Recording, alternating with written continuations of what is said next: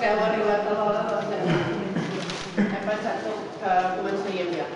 Com sempre, donar-vos les gràcies per haver vingut i bé, doncs vam programar-ho avui, que coincideix amb moltes coses, perquè fa molt que vam triar la data. Per tant, no sabíem que avui potser hi havia moltes més activitats. Això ja ens passa a vegades.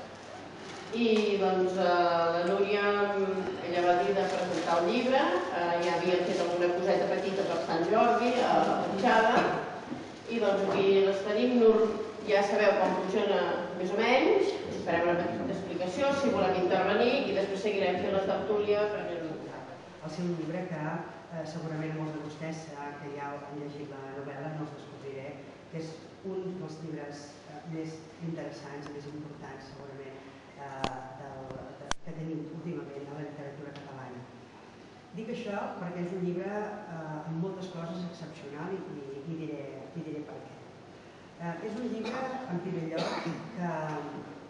que ve d'una autora que ha començat a escriure en la maduresa.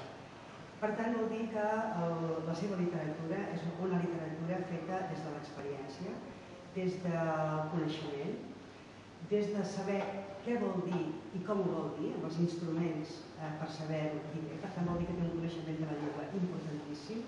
Últimament sobta, de veritat, i